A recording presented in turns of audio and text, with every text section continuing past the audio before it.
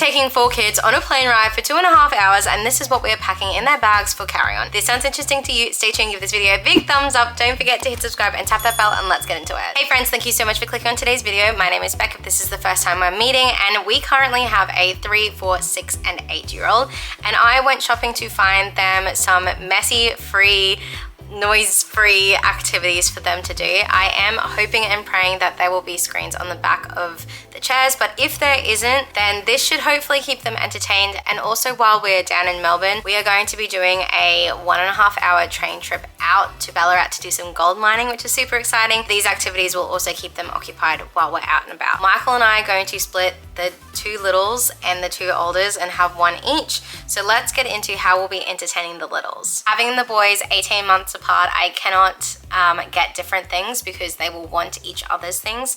So most of the stuff that I'm getting for the boys are identical. They are not at the stage where they can do activity sheets. They are all about the stickers, which is why I got 2 sticker books. This dinosaur book has a couple of scenes and stickers to match each scene. It's not a reusable sticker book, so once it's stuck, it is going to be done. But for $4, I feel like this is a pretty good activity to keep them entertained. There are 200 stickers in this book, so that should definitely keep them occupied for at least a train and a plane ride, hopefully, but maybe even for both ways. Within the 200 amount of stickers, that does include all of these little stickers, but I feel like the boys are not going to care whether they're big or little. They're just going to enjoy sticking them.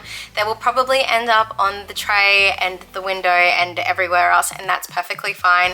We will just make sure that our space is cleaned up before we hop off the plane. The next book I got is a funny face book. We bought this book when we went to Byron Bay last year, and the boys love it. They enjoy just making the silly faces.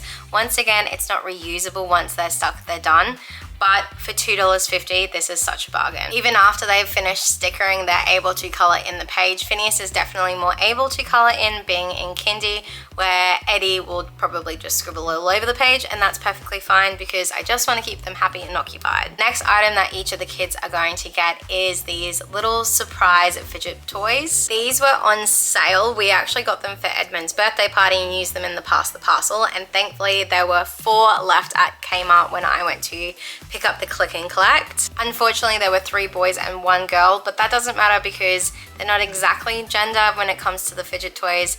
Just the boy one involves a poop, which any of my kids are going to enjoy playing with.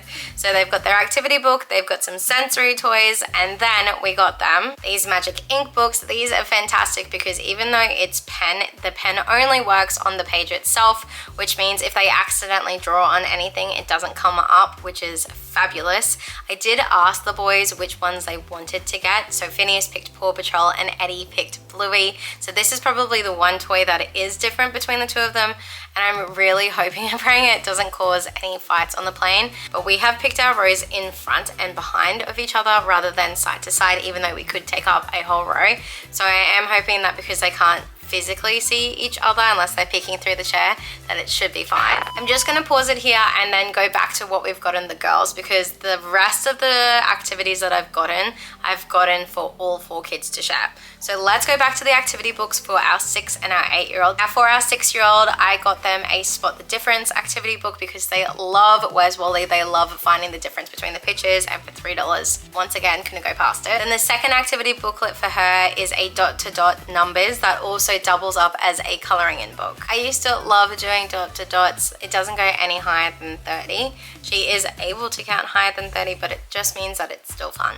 But comment down below, what was your favorite activity booklet style to do as a kid? I definitely loved coloring in and dot-to-dots. For our 8-year-old, I went off interest base, and she is obsessed with Sudoku. She loves the number puzzle, so I got her a book for $2.50. This style specifically is the pages weren't as translucent as the other books. Sometimes when you are buying it from the cheap shop, some of the pages are just too see-through and it just ruins the game. Personally, I feel when you can see the previous game, it's not that fresh start.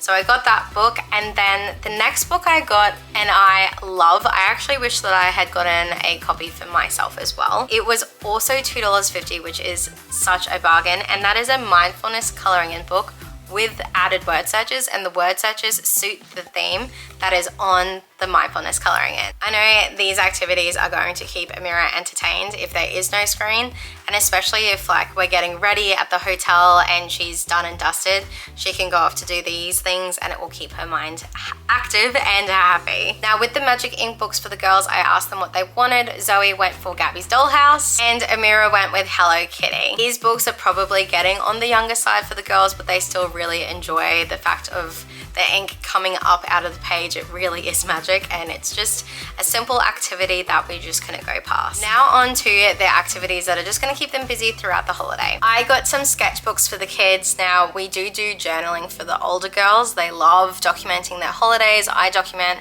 all of our family trips since our honeymoon and then adding the kids and exploring the world. These are activity pads just to keep them occupied and to allow them to have some creative time. I have a feeling that the stamps are going to be a major hit with the boys in particular, but the girls will want to join in.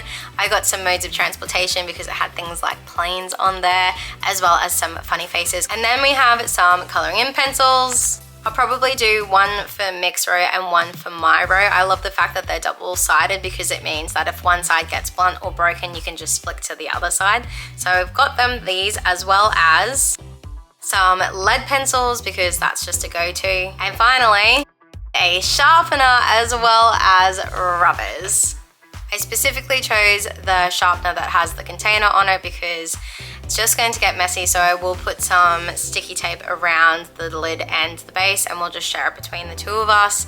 But I know things are going to get blunt or broken, so we will need to sharpen it in order to keep them active and happy. It wouldn't be a carry-on luggage without a lunchbox of snacks, so I will get this all prepped for tonight because our flight is 6 a.m. tomorrow morning. We've got some lollipops because they're really good for takeoff and landing. It helps regulate their pressure in their ears because they don't necessarily know to swallow. So those are going in Mick or my bag and we'll just hand them out beforehand. And then because I'm wanting to use some things up in the fridge, I'm going to take some fruit with us, as well as some snacks for the plane, as well as some pre-packet snacks. Each of the kids will be having their drink bottle, and so hopefully things will be pretty sorted. Because it is a red-eye flight, I'm expecting that we'll probably get breakfast on the plane, and the snacks will most likely help us throughout the day because as soon as we hop off the plane, we are going on our first excursion, which I'm going to be vlogging. So make sure you click that red subscribe button and tap the bell so that you get notified when that vlog goes up. At the end of the day, traveling with kids is tricky. It is hard, but the memories are worth it. This is all just wishful thinking and hoping and praying that things go well. But at the end of the day, I can't control them, and that's okay. I also really don't care what other people think because I'm trying my hardest. My husband's trying his hardest, and we're just wanting to get to the destination as fast as we humanly can. And hopefully this will help along the way. If you haven't enjoyed today's video, please give it a big thumbs up. Don't forget to hit subscribe and tap that bell because this parenting gig doesn't come with a rulebook. We only have each other. Here on the end screen, I picked 2 more videos just for you, and I look forward to seeing you in our Melbourne holiday vlog.